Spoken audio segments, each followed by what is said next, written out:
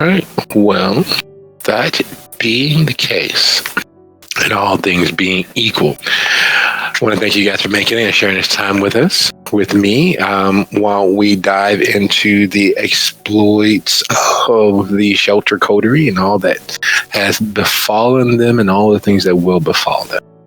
This is officially Soup City Sins Season 8, Episode 5. She will do this job perfectly for you. When we last left our coterie, Alex and Lucio were leaving St. Jerome's Parish. Dizzy was leaving Cunene Bar, which is the location for a clearly not as impromptu as it seemed meeting of the Anarchs of Chicago, and fallen into the company of Sister Faith, while Hestia has just concluded a relatively long and direct conversation with the coterie's lawyer in regard to the fine print for their in perpetuity ownership of the haven, the building, the land, and the shelter itself.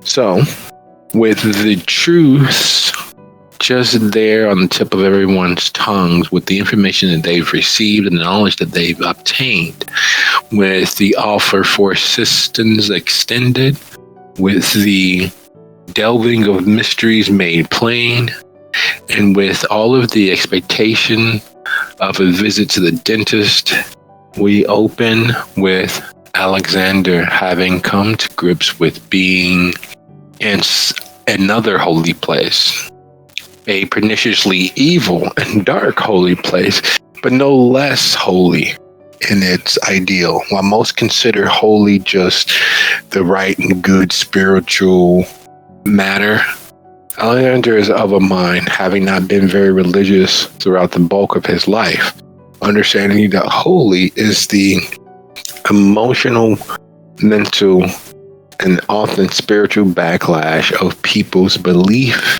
in a facet of the supernatural world given physical manifestation. It's the reason why certain places can be blessed or cursed or consecrated, deconsecrated, because it is the balance of the will and consensus of those who have poured their energies into place.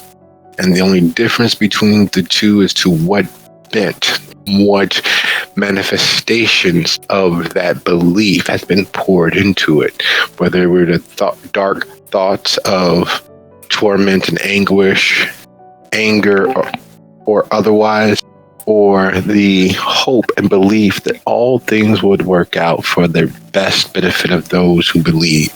And having come face to face with a place which is the antithesis of what most people consider holy, yet still manifesting that same energy, where does that put Alexander as Lucio concludes or is concluding a phone call? With restrained curiosity, I guess. Wanting to know more about how this happened, but not in a place to outwardly ask, of course. So, a mental note to try to learn as much as I can going forward, if I can. Well, as is always the case, be careful what you wish for, because you just might get it. Having begun his path down that line of reasoning and thought, having begun dipping more than his toe into that supernal world, into that metaphysical resonance that is all around them and seems to be nearly everywhere that the coterie is. There's some truths that no matter which way you look at them are just too much. And that is partially where Alexander was when we last left him, coming to grips with the fact that the coterie as a whole has been swimming in these seas of mystical and supernatural and supernal for eons at this point, for far too long. It's permeating nearly every facet of their actions and interactions. Having heard Lucio's side of his conversations, is there anything that stands out to him? Is there anything that piques his interest or his curiosity outside of the fact that of St. Jerome's Parish? Are you asking me or Alex? Alex. Give me just a moment. I haven't had a lot of No worries. So, being in the same place with that end of conversation from Critias, Lucio, where does that place you? Knowing what and having leaped to the logical conclusion as to what those names that Critias bandied about actually means. I think it might warrant a more in-depth conversation with him. I think he'll have to put the meeting with Novak for either later tonight or another night, and put his search for this Zachary Forge for later. There might be some more issues that need to be illuminated with Critias. That is a lot, knowing that for their mutual protection, or at least what he stated, for the mutual protection, that he had implanted a small suggestion that Lucio had just now acted upon. And I have to wonder what exactly was he protecting us supposedly from, and what also he knows about the Castiglione Tories, the Castellan Rook, as it were.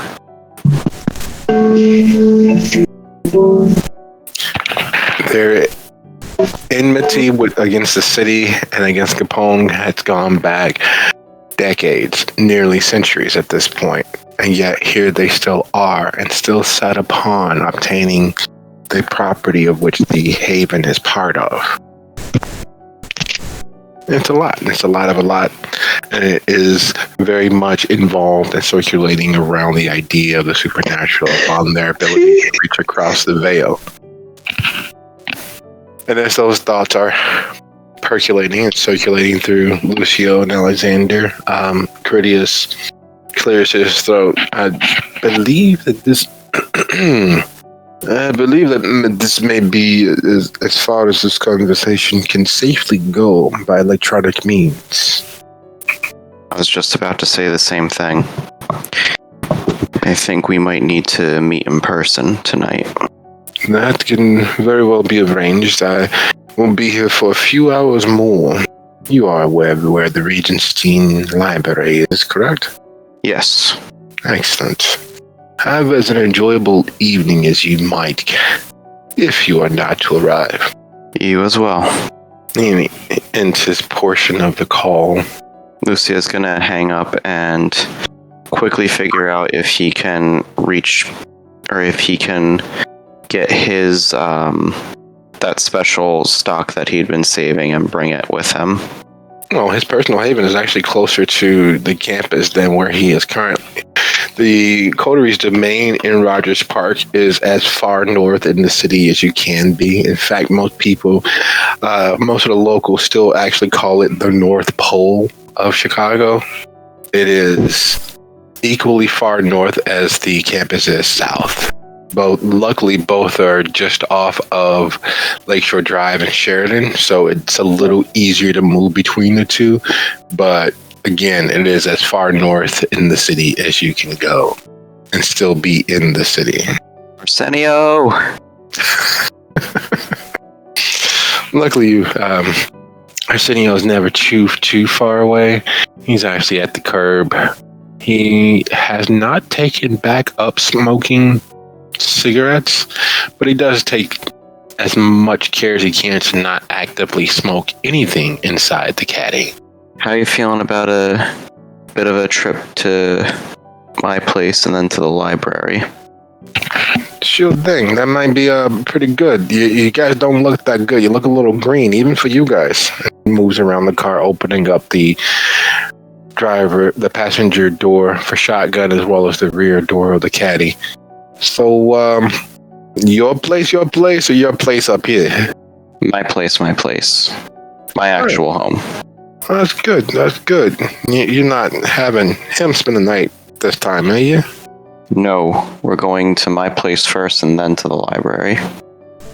I'm just saying, it's been almost a year, and only person been inside your place is the blonde. Is that an issue? I'm figuring, technically somewhere down the line that we're related and all, still ain't really ever had me in. It's, go get this, go get that. I had no problem with that, mind you. It's just, never mind me. Would you like to come inside with me? Even if it's for a few moments to just get the stock I have there? Thank you. That means a lot. You wouldn't believe how much that shouldn't mean that much to me. I know I'm being a little sensitive, but with my age, it comes natural, a little teary-eyed and all of that. But I've been doing some thinking. Technically, as we are technically at the bare minimum cousins, I think that maybe I should have been invited before the blonde is all I'm saying. I know that, I'm no blonde and we can't do anything like that, but it's the whole idea. We kind of got the same blood and I mean, with how much I've had to been feeding you, we really do have the same blood now. All the more reason, you know what I mean? And speaking of which, I think that time's might be coming soon, right? When was the last time? It is. It's only been, 22 days and 11 hours. Not that I'm counting on anything like that. I'm just saying, Right. Well, let's get on then, shall we? We've got places to go, people to see, things to do, and criminals to catch. Nobody we know personally, right? No, of course not. Excellent. I don't want to do nothing like that. Speaking of somebody that we know, your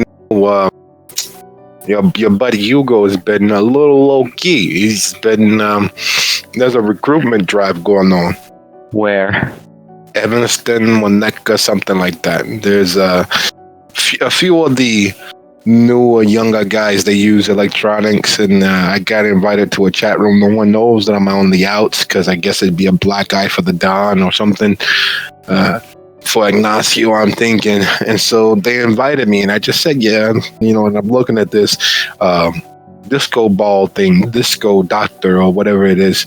And they got a few chat rooms all set up, and, there's just drive for manpower. So I don't know what's going on, but it's not a job because, a job, you get a some straightforward. And this is some money over time, and that's usually not a job. What is the name? You said there's a chat room? Yeah, you just like AOL, but not AOL. It's like Disco Doctor or something like that. Discord? Yeah, maybe that's what it's called. I see. And Lucio immediately breaks out his phone and starts texting the group all of this information. So your place, let's get going, huh? Hey, buddy, you okay? Yeah, I am fine. Just, where did you say this drive was happening again? One more time? Evanston, Winnetka, somewhere north. Is up like Highwood, Highland Park, somewhere up there. It's not out of the way, but it's out of the way. And I figure it's far enough away from us that it's not a real problem. But let me see if I can get you to get to the chat room. Give me a second. He opens up his phone and starts swiping and opening up apps and realizes as he taps the link that it is no longer active, but he's still tapping it. I don't know. This thing won't load. And he holds it, opens up a 404 message. No, that's not it. It wasn't a 404. Anyway, I got it saved. So here's the link. You could maybe, do something with. I don't know if your phone takes links. Your phone takes links. I think it does. I'll text you a copy of the screen. That way you can tap it on your phone and you can go maybe. And as he sends a screenshot of the link, not at all aware that is not how it works, but he feels accomplished. So that's the link to the Disco Doctor, and let's get you going, huh? And he hops over, closing the door behind you and Alex as you slide into the caddy, and he moves around to the driver's seat. Also, out of character, I have no idea if I spelled those places correctly. Close enough. You get the idea. There's no reward for accurate spelling. And as you all begin your drive south to Lucio's actual home, his actual haven, a place that he's kept for himself, much like all of the other members of the coterie, we just slide right along alphabetically from Alexander and Lucio's situation to Dizzy. Sister Faith has the annoying feel of a true believer, yet she also has the very real presence of someone who believes so wholeheartedly in what they're doing that it doesn't need to be sold. It is the most glaringly annoying facet of situations such as this, because that belief is honest, it's true, it's such a rarity when dealing with other kindred as to make everything else seem so more desperate, so much more darker than it needs to be. That semblance of open, transparent, direct honesty is as rare as catching lightning in a jar twice, and as convincing and encompassing as it is no way enough to dissuade the very real allure and need of the beast. There is a hunger presence that has been picking at the edges of Dizzy's mind this entire conversation. This entire latter half of this evening, it's been there, pushing and needling and cajoling and reminding Dizzy that they are very much in need of a little sustenance. How will Dizzy scratch that itch? Well, it shouldn't be too hard to catch someone's eye and peel them off from the herd. It wouldn't be difficult at all. It may, because of where they are located, and Cunene isn't exactly on a major thoroughfare, would require heading back inside. Not sure as to what state of agitation that Genghis has riled the crowd to. Not sure as to what happy chaos may be taking place inside. Yeah, there's that. She'll kind of give a look up and down the street, see what the foot traffic looks like. Maybe somebody leaving the bar who also doesn't want to listen to Genghis. Well, with Cunene's location, like a second here. Sorry, I can actually look at the map because the street that it's on isn't exactly, again, it's not really a major thoroughfare for the Bridge Park area, but it is also on a fairly decently traveled area. It's a decently populated area. It's far enough off the beaten path as to being completely local, but with it being there on Devon, it still is the... Let's do this. Would you be so kind as to go ahead and roll a Witten Streetwise? Because it's literally on the edge right there at Devon. So it's, yeah. Okay. 2 successes. Not good. Okay, so it's, again, it's not heavily exhaustively traveled, but with Devon being a major street, there are definitely enough foot traffic as people move from the eastern portion of Devon, going to the grocery store, making their way home.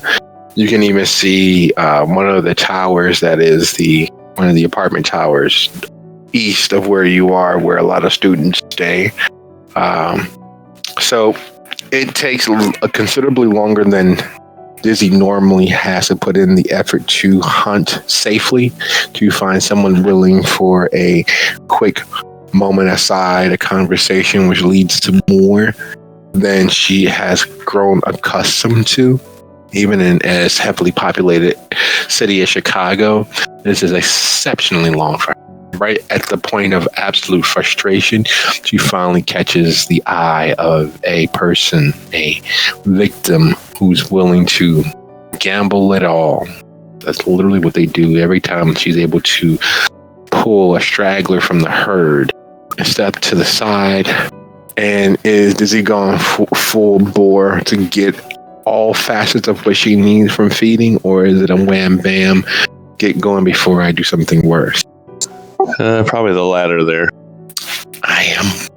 I just like Dizzy's beast. I'm a little wounded in the wham bam and the quick and dirty. There is a missing ineffable quality that Dizzy needs to strike that itch.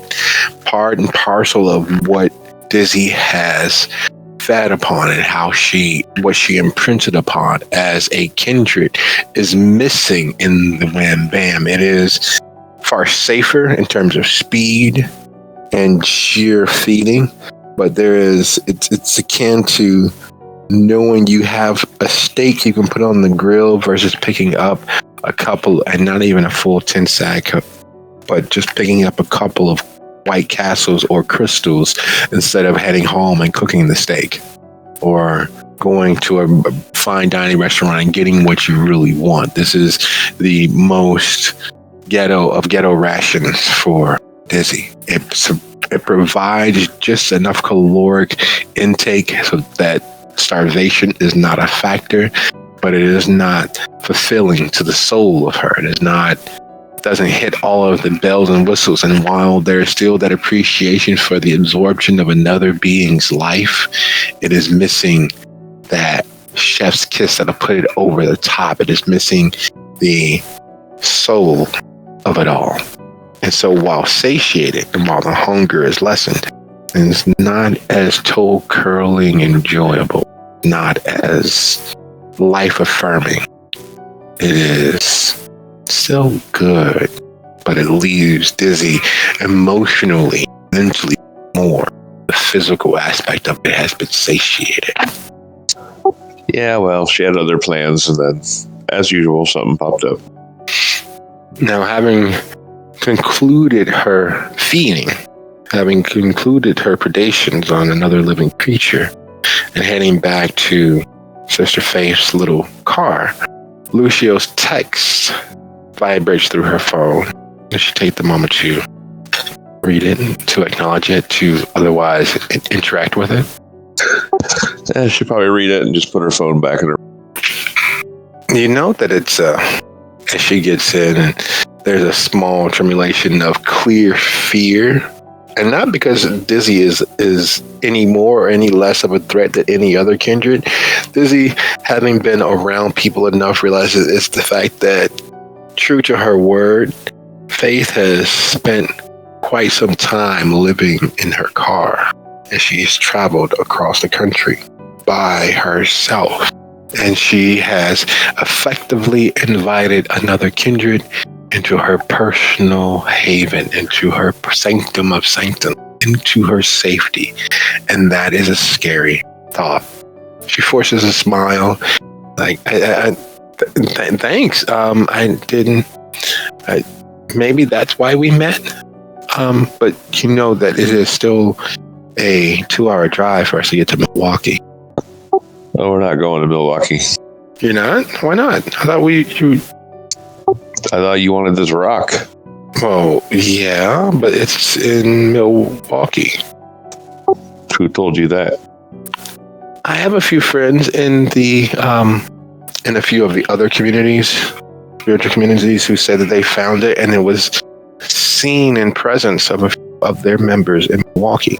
They found it in some graveyard. Ah, okay. Well, then I don't know where it is. Apparently, it's not where I left it. Wait, you're the reason why it was not in Indianapolis? I mean, I'm not technically the reason it's not in Indianapolis. Wait, that doesn't... But you're not one of the... Are you ministry? I'm not even remotely religious. I'm sorry, I didn't mean to step on your toes or anything. It's just, from everything that we've been told, that I've been told, that I've heard, is the ministry stole the lodestone from the Lillans. I was with a group for a long time. We drove all these roads and made a bad deal in Indianapolis where a bunch of spot freaks gave us this fucking rock. And then we all died for it. Well, not all of us. Everyone but me died for it. I'm sorry to hear that. Do you? I know that's painful. Talk about it. I mean, not really. But you said you were looking for the rock, so I thought, fuck it, let's go get the rock. What if somebody else takes the rock? Maybe that will uncurse me. Maybe things will get better. I don't know. But the rock's not here, so I guess I can't help you if someone got it from the graveyard and took it to Milwaukee. Well, which graveyard? Maybe they were incorrect. Maybe they were wrong. I mean, if they found a mystical lodestone in a graveyard and took it to Milwaukee, what are the odds there are 2 of those in Chicago? I wouldn't put it past Chicago to be filled with God knows what. I stopped by Graceland on last night or night before, and just the sheer presence of the place was enough to make my skin crawl. And I'm not really particularly affected by most holy places or most haunted places, but that place was filled with energy. And there are several other places that I passed, but I'm smart enough to only tempt fate so much. Well, I mean, we can drive out there and look, but I mean, it's if your friends are saying they got it from a graveyard and took it to Milwaukee, then it's got to be the same thing, right? Well, they were saying that it's more than likely the lodestone, but how many bricks from the first city? How many foundational stones from the first city could there be? Especially being as no one even knows where Enosh actually is or was. I mean, technically, if it was a city, there could be a lot of them. There had to be a lot of foundations. That's a lot of fucking stones. I suppose you're right. But being as you're here, welcome into my home. Where you're sitting is normally where victims of the evening have been on the twice that I've had anyone else in the car that wasn't one of us. And she points to the back seat. That's where I have watched several celestial convergences. And she reaches up to the roof of the car, slides back the moon roof, and there is one of the best views that I've ever had on the road. I don't even have to get out of the car some nights to watch the world by. And then she points to the back seat. Right there is a handle, is a lever that lets the seat down, so I can just crawl into the trunk if I need to and sleep the day away. So technically, that's the door to my bedroom. Yeah. So you need more coffee cups and empty McDonald's bags in here. This car is too clean. It's suspect. Well, luckily, no one really looks at it. It's my baby. But I don't really have many guests over. I don't do many sleepovers. But you're here, so that makes you special. Is there anywhere I can take you? Well, we were going to go look for this lodestone thing, right? Excellent. An adventure. I like adventure. Adventures make the rest of our lives worth living. So, directions. Navigator, where are we off to? I guess outside of Dalton. All right. And she slips her phone into its holder and plots in an address. Literally just types in Dalton, Dalton, and it tries to autocorrect. Wait, Dalton spelled with an O? I don't know how to spell it. I don't know. That's so weird. Isn't it like Dalton from that old 80s movie with Patrick Swayze, the bouncer? Okay. Oh, he was a Dirty Dancing dude, wasn't he? You know, everyone says that, but I didn't watch that. I watched Ghost and Roadhouse. I wasn't really a girly girl, and my dad liked action movies. So, anyway, off we go to the south suburbs, and she heads over the Vaughn. Instead of heading back east towards Sheridan, she heads west to get onto the 9094. Instead of taking Sheridan down to Lakeshore Drive and merging around, it is clear that she is in fact very much not a purely local Chicagoan. It is clear by the fact that she moves counterintuitively to the major thoroughfare, the major through streets such as Western, even taking Ashland down to the expressway. She continues west until she has to head north onto Toohey and then circle down to 1994. And as you are wending your way along, we slide our attention to Hestia. Between Lucio's text and the fact you can all but hear your babies singing as you water them and spend time watching them drink, because due to your nocturnal lifestyle, even their cycles have been affected by your state of unliving. And as the lawyer's words echo in the reality of what may be being launched, it technically would be unprovable, especially if they're using an electronic means of communicating with their potential resources. And if they are just hiring people to do what they do naturally, criminals gonna criminal, criminals are gonna commit crimes. And if those crimes add up to a heightened police presence, they're not actively doing anything, and they're not doing anything provably to the shelter.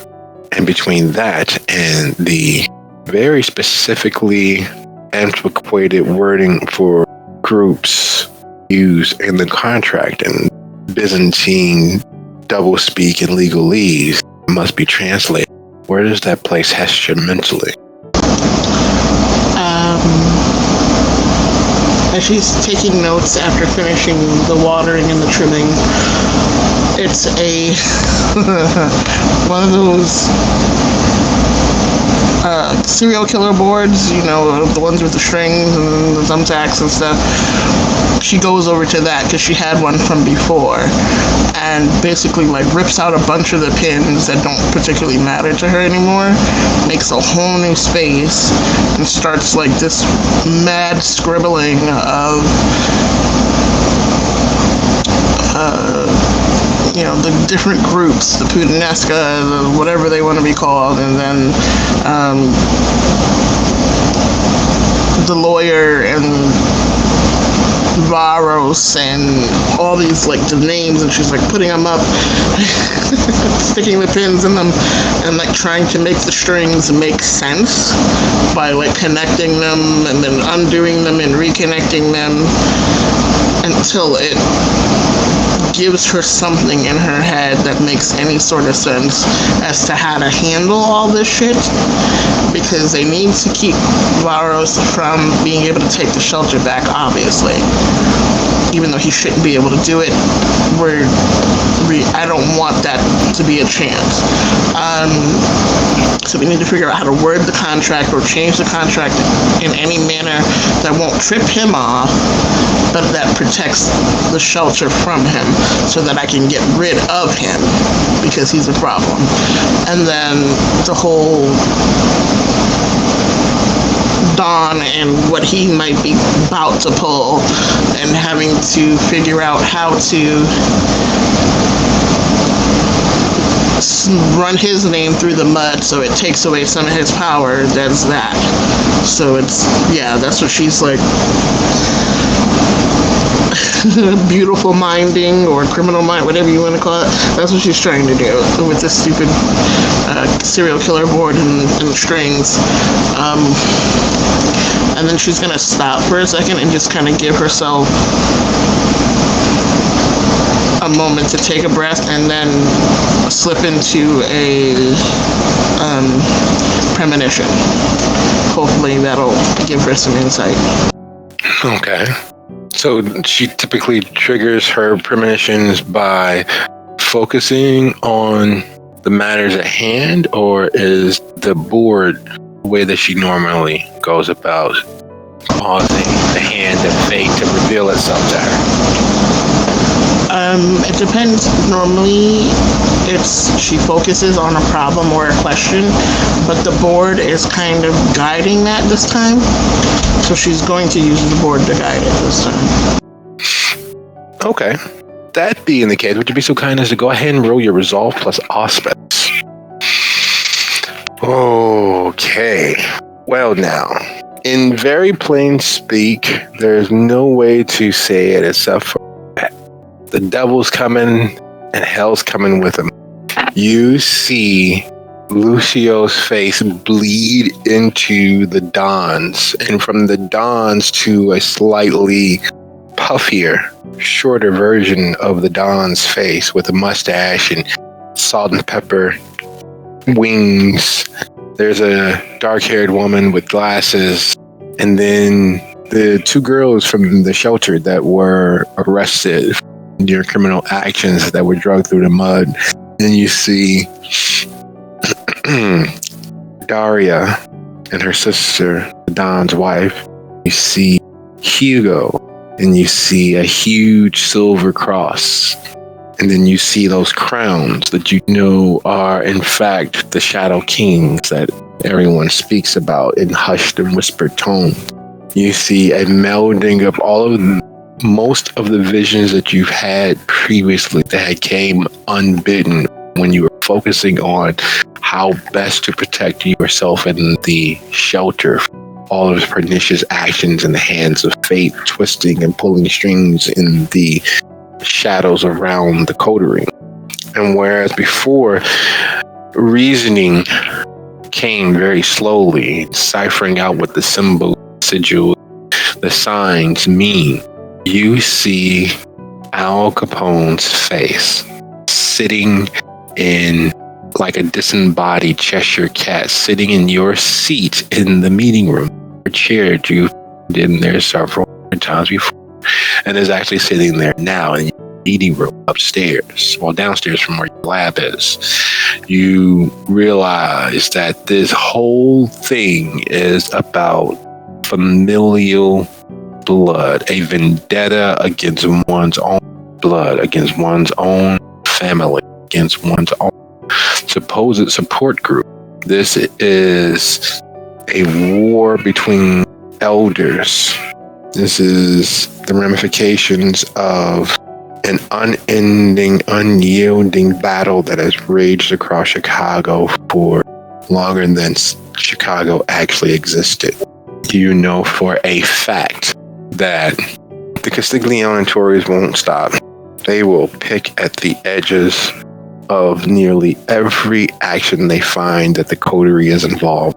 They are going to eventually overextend themselves, and it's going to bleed into outright war. And if the coterie is not prepared, it will end poorly for all members of the coterie.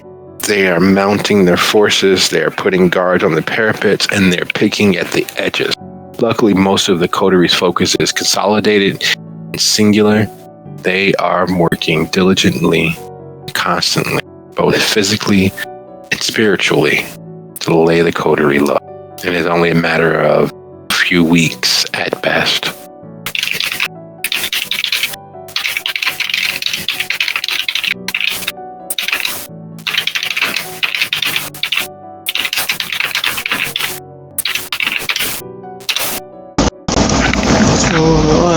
So she kind of comes out of that fugue state, finds herself sitting on the floor, having gotten a little dizzy probably, looking up at the board and what came out of that, not being aware and letting her hands be guided by the premonitions.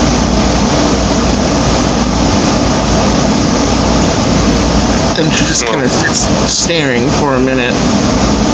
Hugo's a linchpin for the physical. Most of the physical actions are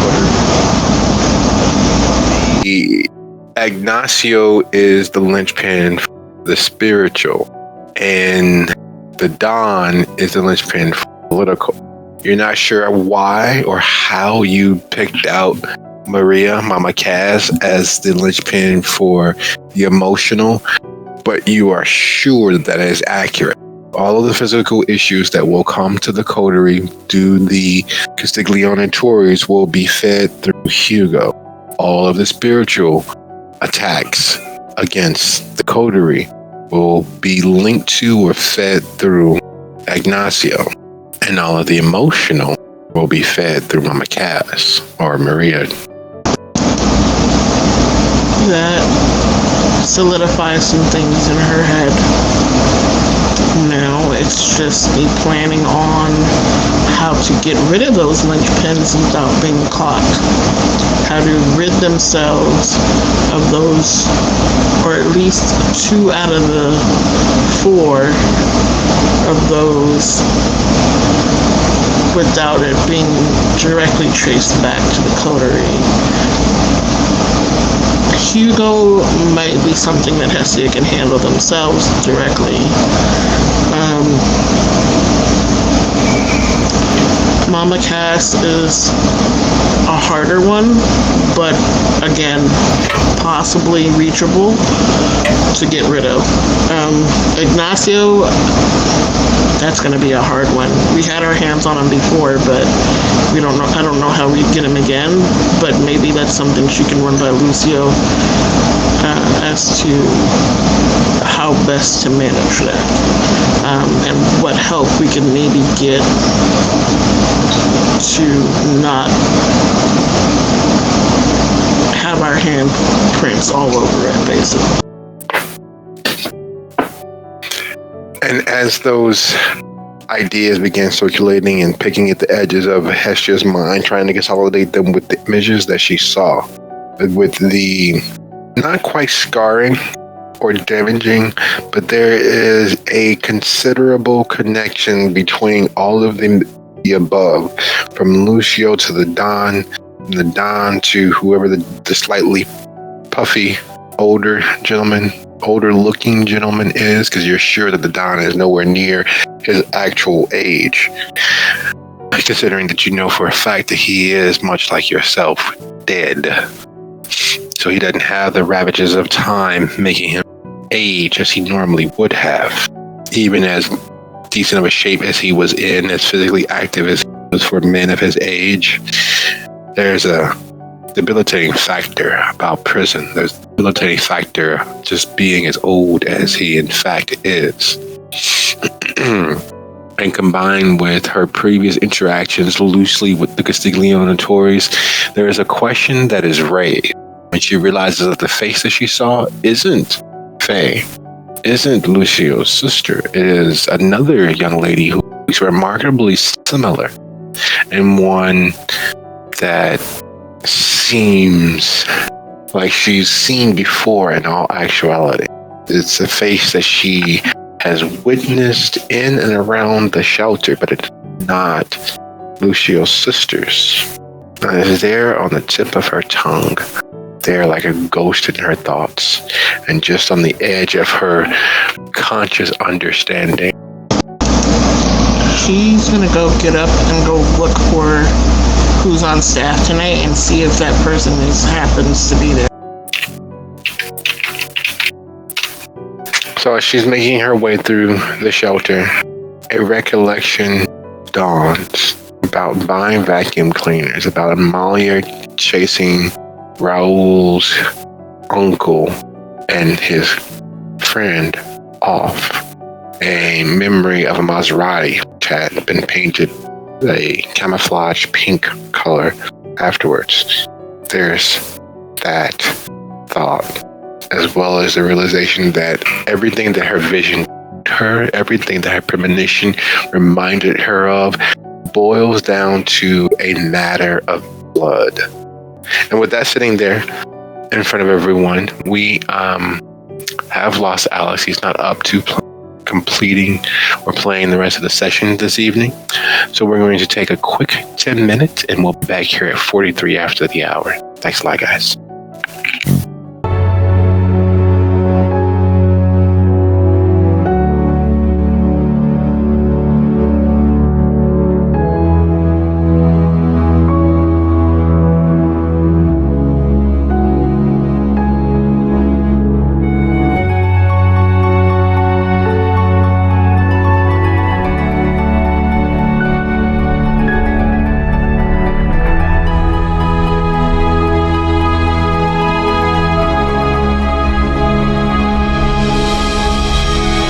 right, testing. Who's back? Yep. All right. Well, let's dive into our own little vampire tale. With everything being as it is, let's circle back in reverse alphabetical order, starting with Lucio arriving at his haven after witnessing the increased police presence up and down Sheridan, specifically there at the Loyola campus, where it looks as if a riot has taken place. There are broken windows, there's blood on the concrete, there are police who have other uniformed officers in the back of their cars. There were at least 4 or 5 ambulances gathered there at the corner, and as usual, when there's something of interest or of note happening on the sidewalk, there were several near misses as cars and drivers rubbernecked and otherwise added to the chaos of the scene. Finally making it south to Lucio's haven, away from Haven, there is a decided difference in the very feel of the neighborhood. There aren't armies of police officers. There aren't ambulances. There are the occasional, in the distance, sirens racing to and fro. But one of the many things that Lucio has to come very much to grips with is the fact that here is a measure of calm that doesn't exist for him anywhere else in the world. From his associates that he deals blood to his neighbors who recognize him, and now with some regularity Arsenio in passing. It is an island of calm, and it's all the more unsettling being as the drive has been as fraught with potential paranoia, being that close to that raised alarm of police scrambling.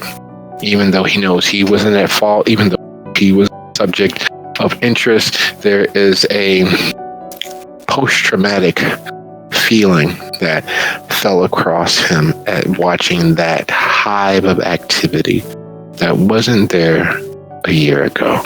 With all that he's learned in the last year, Lucio is starting to become even more paranoid about such things, and some part of him always wonders if these things are just like normal everyday occurrences, or if there's something more afoot. But in the moment, he's trying to not think about that too much, because he has other duties to fulfill for tonight, and he wants to at least feel a little bit of peace before confronting it. And of course, he's going to invite Arsenio in, as he promised. As you and Arsenio head into the building, Alex lost to thought as he comes to grips with whatever it was that he was wrestling with whatever forces internal that Alexander is coming to grips with. It is clear to both Arsenio and Lucio that he needs a few moments to himself to right things.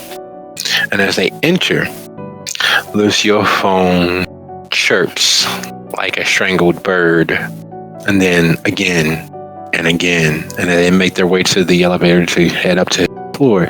It continues doing so. Does he bother to check it, or does he try to turn it off? I will check it.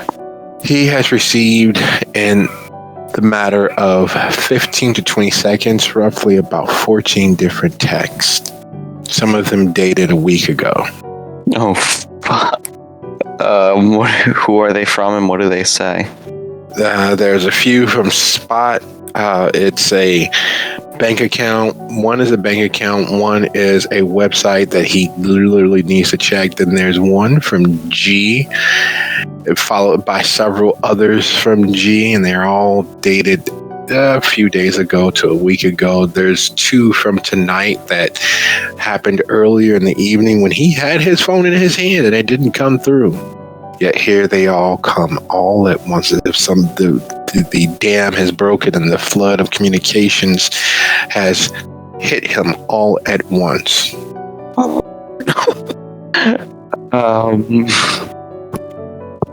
What do they say?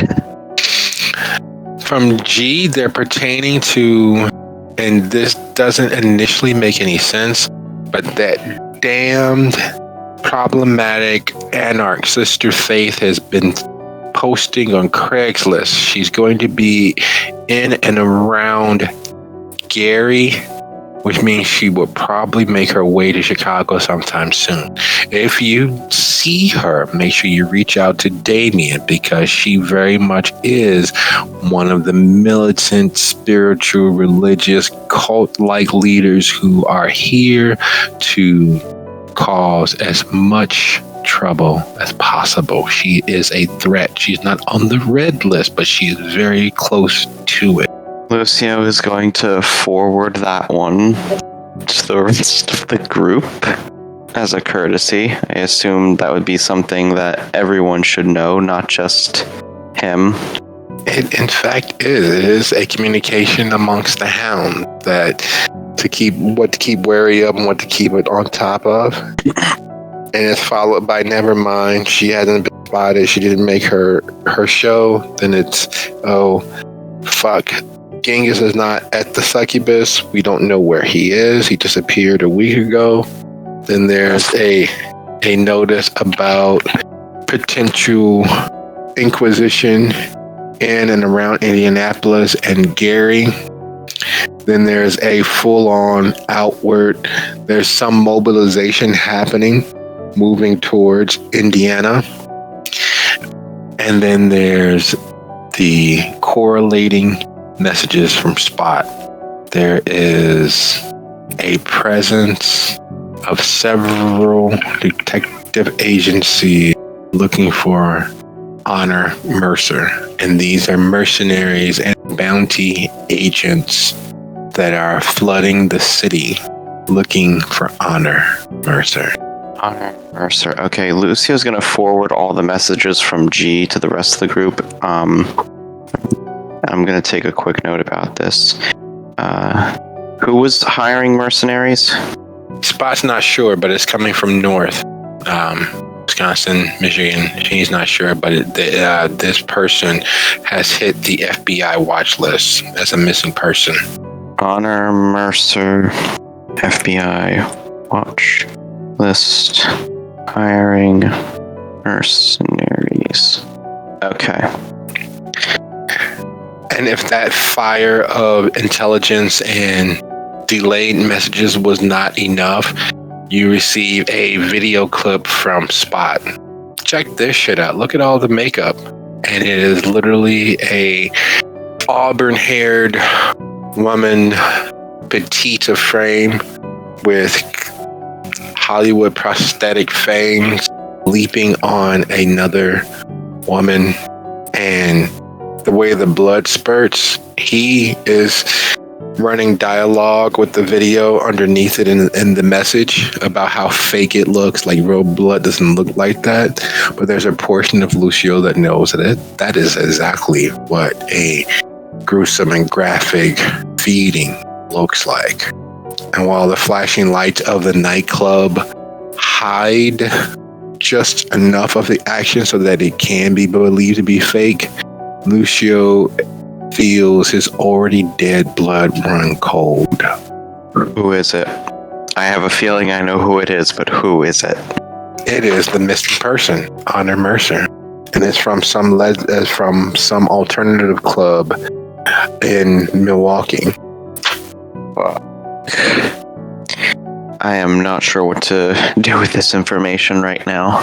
Was Honor Mercer someone that Lucio was looking for before? No, she wasn't. Okay. But one of the people that he was in fact looking for was from Milwaukee. That's the reason why Spot would have kept abreast of as much information as possible. But coming across this, which he says he wasn't supposed to, someone's personal private server, meaning that he knows that for a fact that it is fake. But it's just funny that the missing person was someone involved in putting on performance art such as this. Lucio is going to not forward the video, but send a message to the group, and I'll type it out now. And with his smart lock being in place and him having kept his spare key within easy reach, he enters into his apartment as he's concocting his message to his coterie. And background, Arsenio is taking in his digs. You was as much a bachelor as I was, huh? This is kind of nice. Surprisingly, you got a lot of space. Yeah, it's cozy, I guess. I don't know about cozy, but why do you take the big bedroom for your office instead of the small one? It's easier to work in. You ain't got much of a view, but no one expected as much, huh? That's not bad. I can see why you want to keep this to yourself. It's more about utility rather than comfort, really. No, you gotta have a nice thing to look at. Look at my place, and that's only $2,700 a month. This, I don't know what this set you back. You got a little bit more floor space, but I gotta admit, you probably should move. You know, I was actually considering that for a little while, especially considering the distance from the home away from home, so to speak, the shelter. Yeah, you'd be better on the north side. Hell, I could put in a good word. The management company in my building, they're not so bad to work with. Are they in any way affiliated with the family? Nah, I'm not that stupid. Good. I might take you up on that offer then. You should. You know, you're not rolling in the dough, but you're definitely doing better than needing this place. I can admit, you got more floor space. Like, that is what it is.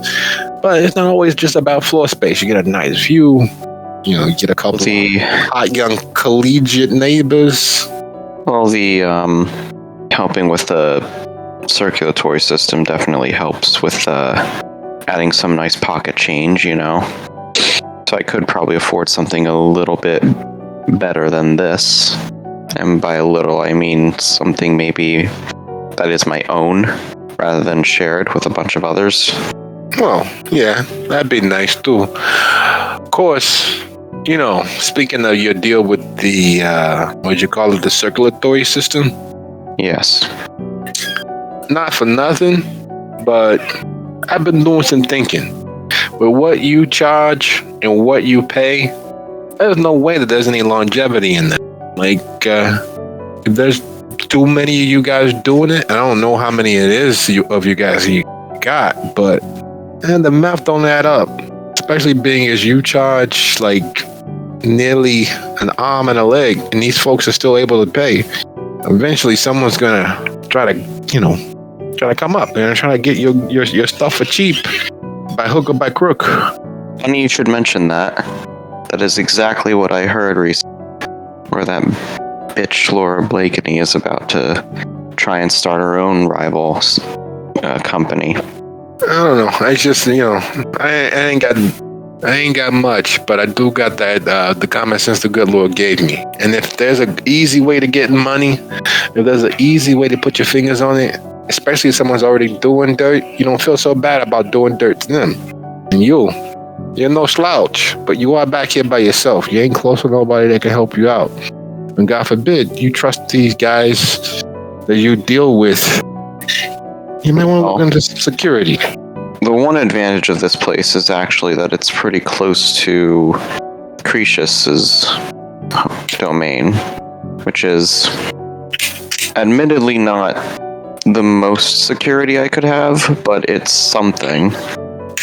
But you're absolutely right. I think getting an apartment somewhere or a house somewhere closer to more resources would be better. Maybe within our new territory, that might actually be a good idea. Safer, certainly. Oh yeah, nobody wants to. I don't know about you, but I don't want to get robbed or worse. And not saying anything about your neighbors, but this far south, by ourselves, we're kind of out there on the ledge. And so you collect your supply, and Arsenio concludes his dissertation on security and proximity. You all drive over to the Regenstein. Yeah, and on the way, I would like to have Arsenio give me the number of this agency that he was talking about, because I definitely will be looking into moving now. Now that he's pointed out just how unsafe this place is. Well, safety was in its secrecy, but as you've made considerable inroads in regards to becoming a known quantity, that secrecy isn't as secure as it once was. You've made a name for yourself, both as a hound of the Tower's will, as well as a well-known resource for obtaining blood. And it's only now as you're driving that you realize that you, without relying on your coterie for influx of cash or making them customers, have enough consistent customers that it is not a burden for you to constantly re-up.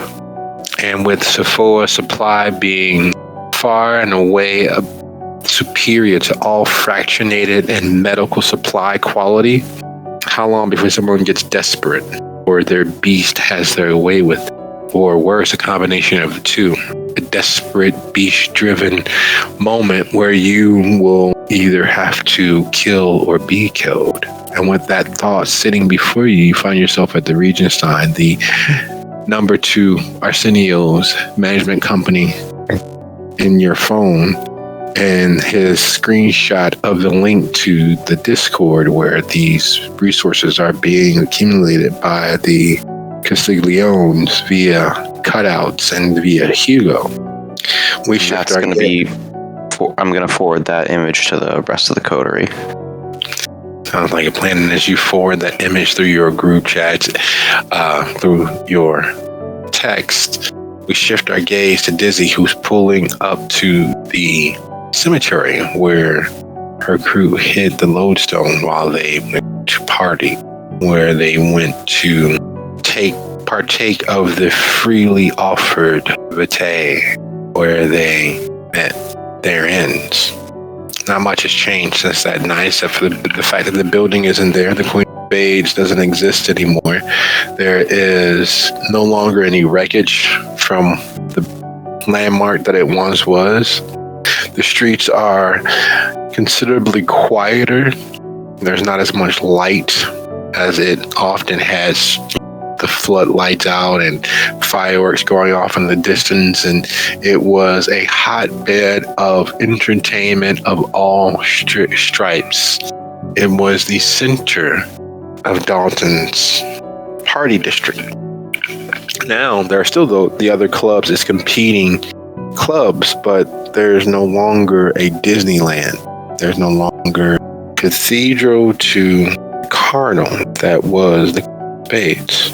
And try though she might, Dizzy has no recourse as her feelings and thoughts of that night flood and swim back, laced with the last image she had of one of her coterie mates.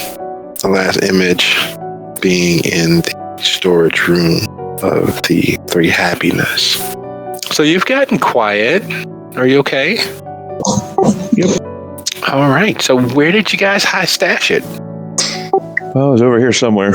Heading into the cemetery, the warning from Force Apulus comes barreling back, interspersed with the survivors' remorse. There is an energy in the cemetery. There is a feeling that the ghosts walk amongst the living here. There is a feeling that the boundaries between this world and all of the others isn't so much a locked door, more of a turnstile. So if I remember correctly, it was over this way to the left there. Faith gets out, heads for her trunk, and strangely enough, she actually has a utility shovel, an all-purpose utility tool. And she only has one, but the fact that she has it is interesting.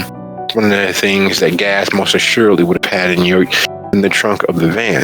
In fact, it's such a similar item that it takes Dizzy a double take to make sure that it's not the exact same one. But luckily, there's no carved initials on it. Nice shovel. Yeah, my old man was in the army, and he said that nothing beat a good shovel.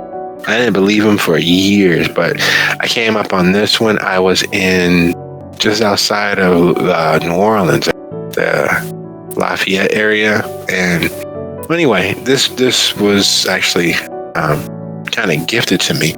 There was this guy down there. He was like the anti-believer. He gave he gave as good as he got, but he had this clearly defined sense of self. I think that's the best way to put it. He was working with the Primingen of the French Quarter. But anyway, enough about Mamela. This grave here, she nods towards where Dizzy instructed her, just double checking that it is in fact the right place. As Dizzy stands there looking down at the grave where they hid the lodestone, would you be so kind as to go ahead and roll wits plus awareness? And how much hunger did I say there? Just one earlier. You were down to one. Oh, there's some. Ignorance has always been described as bliss, and then you took that to mean several things that it doesn't in fact mean. It means being ignorant that you are unhappy. It means being ignorant to the sadness the world heaps on you. It means so many things, but it can be best summed up as sometimes it's best to not know. And as Faith walks around the headstone, taking a second to read the name on the gravestone, Dizzy looks over the scene and she realizes more than she has ever before that this is in fact a trap. Someone has set a trap. Something has set a trap, and she's not sure how she knows, except for her proximity to Hestia and Alex and all of that mystical gobbledygook has the hairs on the back of her neck standing on end. Not a sausage demon, it's not something like Force Apulus, it's not something like Blue, but it is without a shadow of a doubt a trap. She looks there at the edges of the grave itself and realizes that there is a line of crystallized salt going completely around the grave. She realizes that there are tracks all through the cemetery that go around this grave, including those of small animals. It is unthinkable. Yet there's two prints of a large dog over there, and you follow its path, and it circles around this particular grave while it walks over others. There is debris scattered across the other graves, i.e. where the wind has blown the dead leaves and what have you, but nothing has landed on this grave. And Faith is there reading the gravestone, the headstone. It doesn't have a born on date. It doesn't have when the person was born. That's weird, don't you think? Dizzy will move out of where she feels the blast radius is and just nod. I guess we better get to it. How far down did you guys bury it? And she steps inside the line of salt because she did not see it. She did not notice it. She didn't take it. And as she steps inside the line of salt, there is a brief flump, like a dud of a firecracker going off, and she jumps. But as she jumps, you hear in the distance, growing closer, a howl. They have coyotes out here?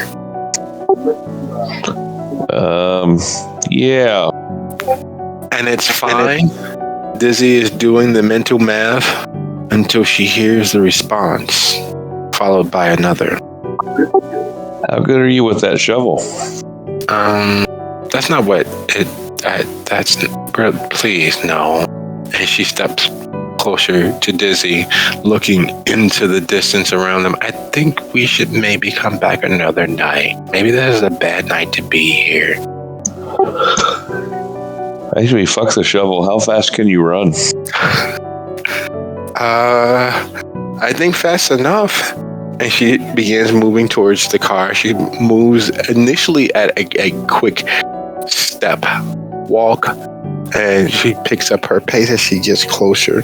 The howls eerily stop, and based on how loud and melodious they sound, you know that they are at the edge of the cemetery. How much does Lizzie know about how wolves or canids hunt?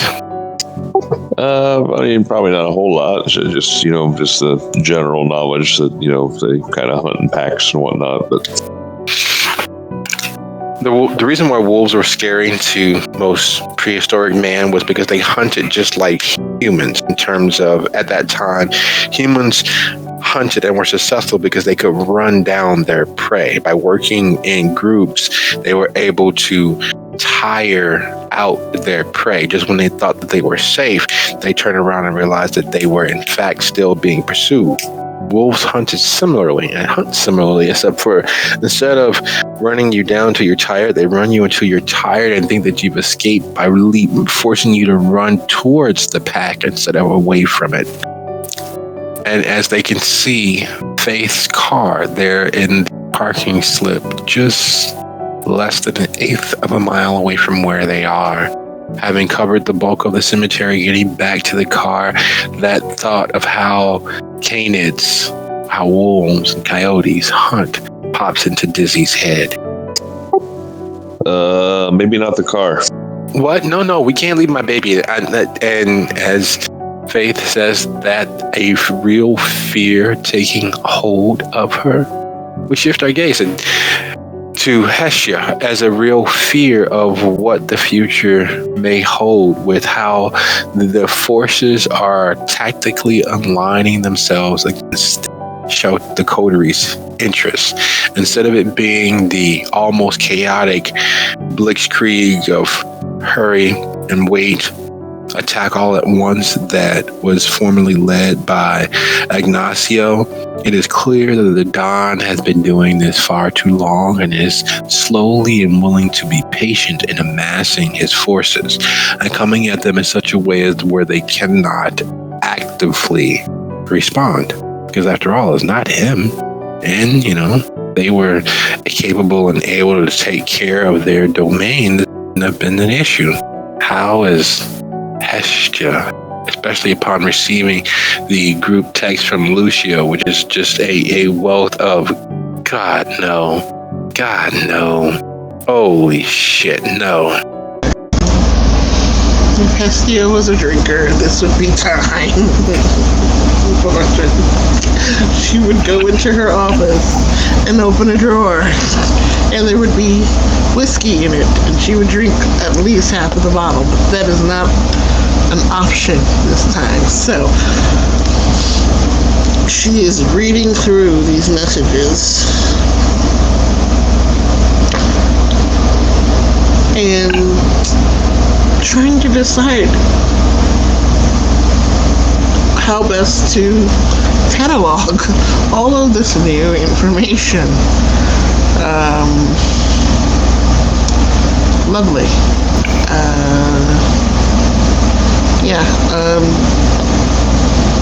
She's kind of stumped, and so am I as a player right now.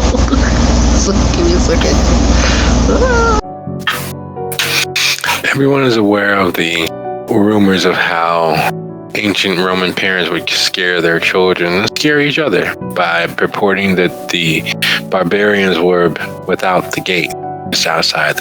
It is extraordinarily relevant, as for Hestia in this moment, that's exactly what she feels like.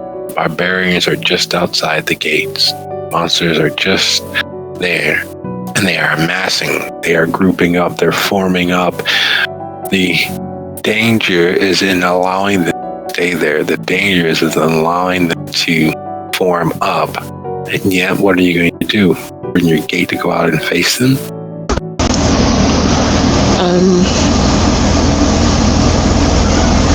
With that being the thought, she goes into the office and pulls out the contract because that's a key to keeping it out of everybody else's hands. To her,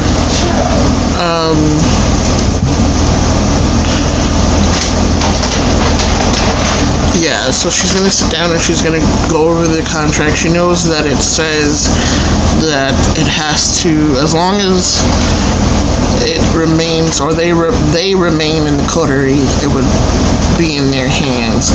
So she needs to figure out a way to add the other coterie members so that no matter what, it'll remain in one of the coterie members' hands as long as they all exist, basically. She starts looking up a way to do that, and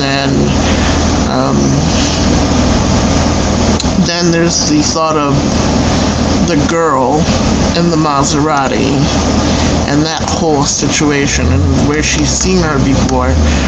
That occurs to her, and then she starts to wonder, with thinking about the fact that Dawn had other kids. Is she one of Dawn's other kids? And how do we use that to our advantage, basically? And then there's the matter of Hugo being the physical problem.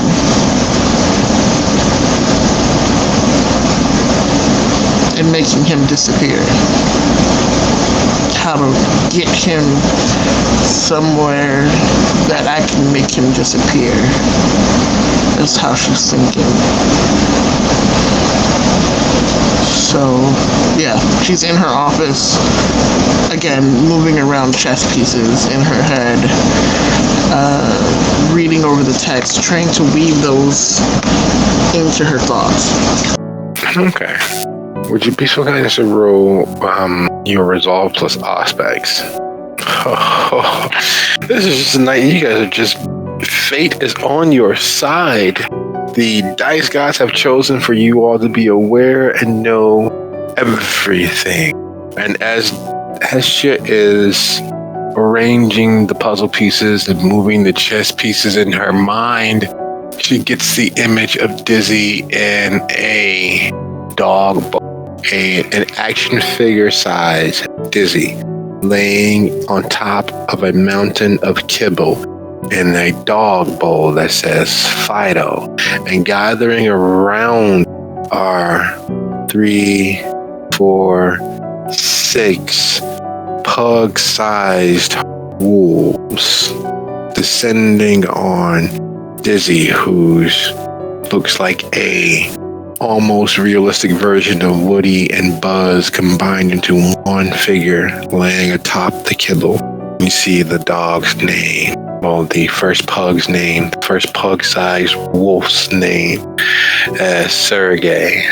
You see Svetlana, you see Faith, you see Biggie, you see Machiavelli, and you're staring at the contract and clearing your gaze as the spots fade and you're back in the office, back with the contract. She jumps up out of her chair, slams the contract back into the drawer, and like fingers flying across the text, texting across the keyboard to Lucio that something's wrong. I just saw it. Dizzy's in trouble. Werewolves, I'm thinking. And then text Dizzy, I'm not sure that you're gonna believe me, but are you surrounded by wolves right now? And then she's going to start looking for her stash of silver because they're gonna need it if they're gonna go rescue Dizzy. So rifling through her things, looking for bits and bobs of this and that, of silver, and the purity of it mattering more so than anything else, we turn our gaze to Lucio. Have I received that message yet, or no? Yeah. Your phone's actually kind of working. Lucio sends a text saying, or I'll type it in, basically asking, like, where is she now?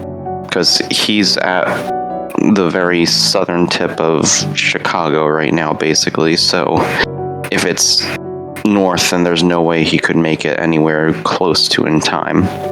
No, there is not.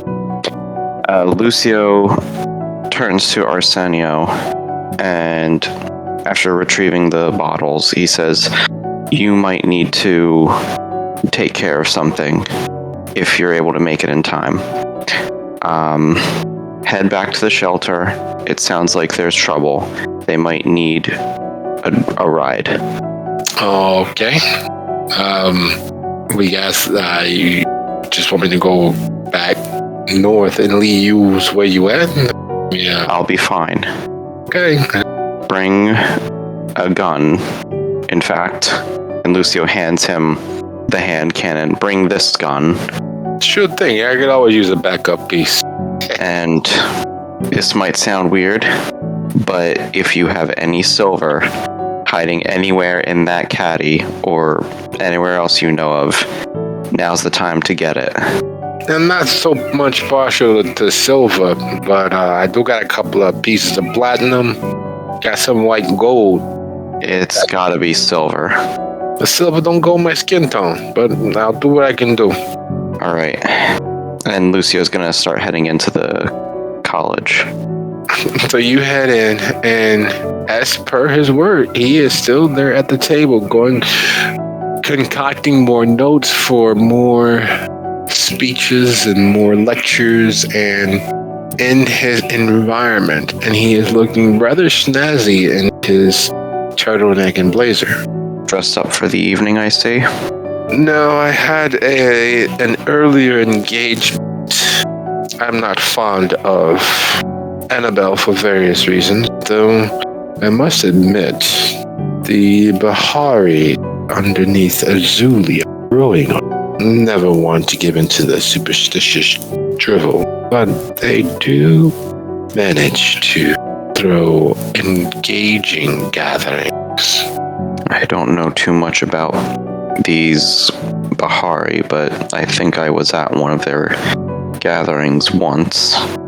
Oh, I've heard of that. You and your associates managing to save those who shouldn't have been there. Do you make it your business to associate in the southern suburbs near, or was that a one-off?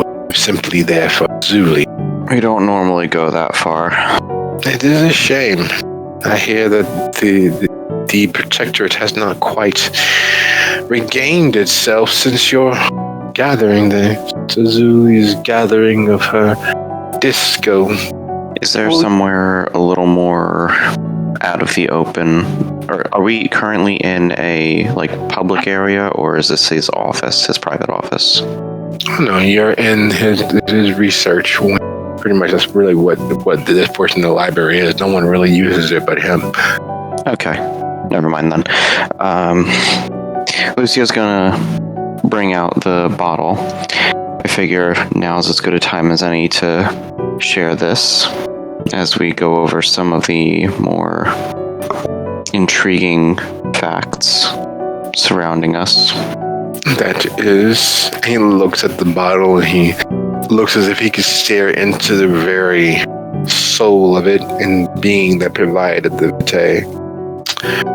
What is it exactly that you're hoping to obtain from our conversation? I'm sorry, can you repeat that?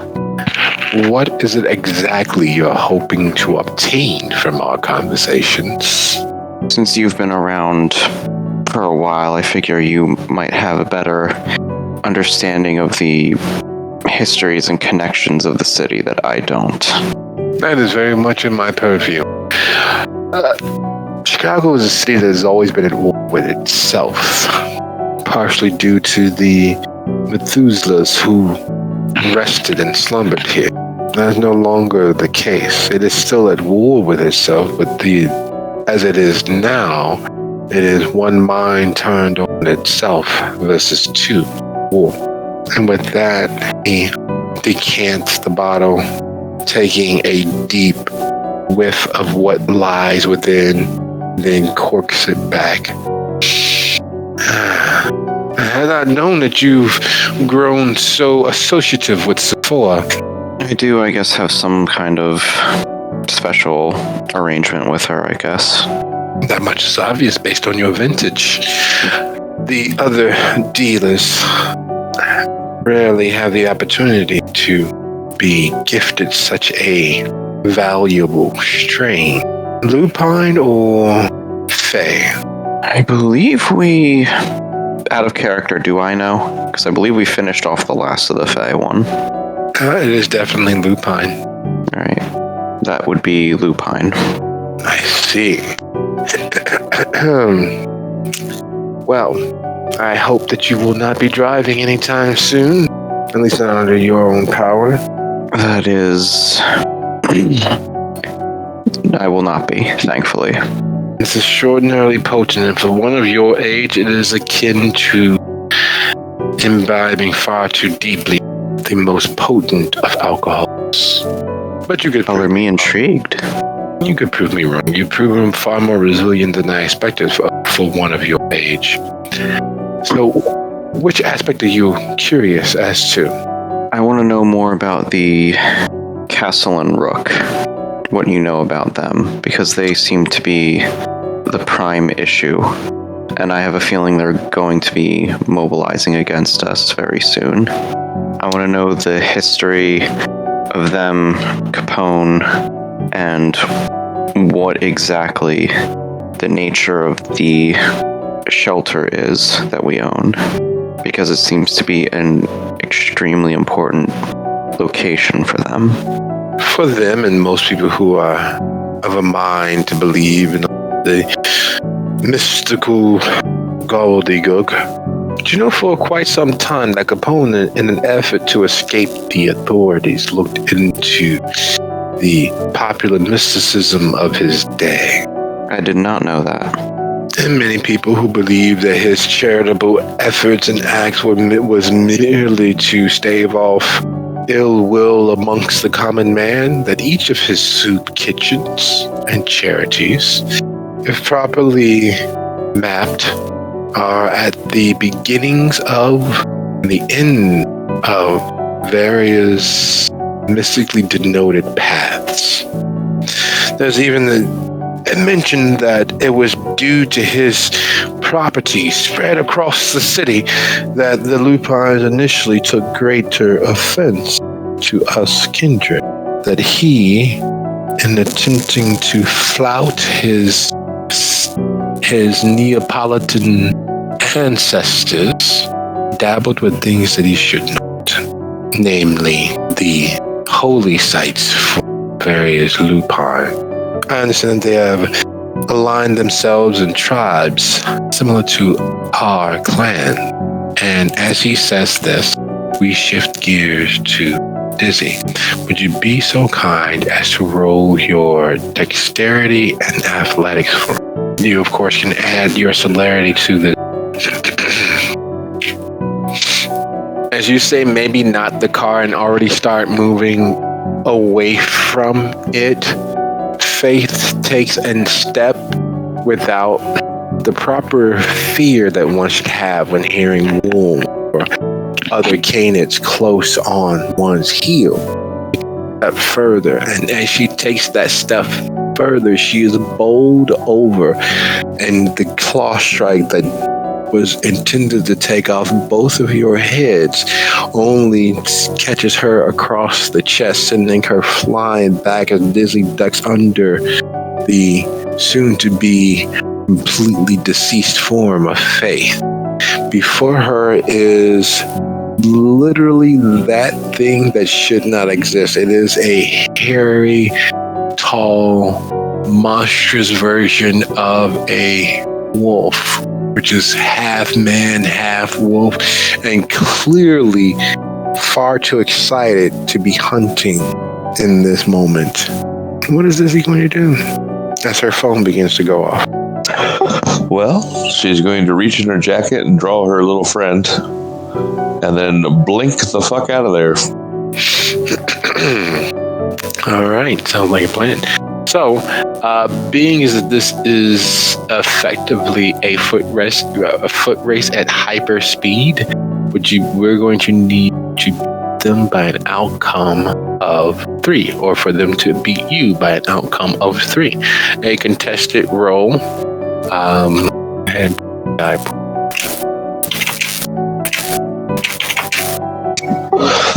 He broke up there. I got the contested roll and the 3, but I didn't hear what I was rolling. You're rolling your Dex F plus your celerity, and you have to beat them by an outcome of 3. I think that will do it. That will 100% do it.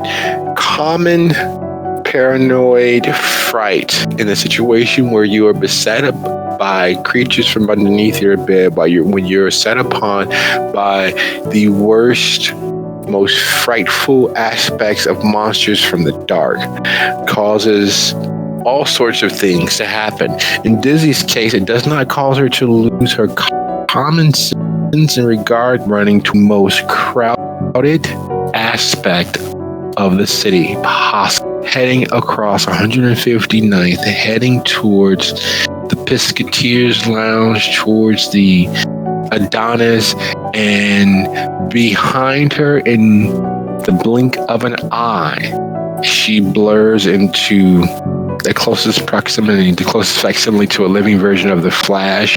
The wolves disperse. Instead of crossing and traipsing into public view, they stick to the shadows. They duck around buildings. They make it to the rooftops.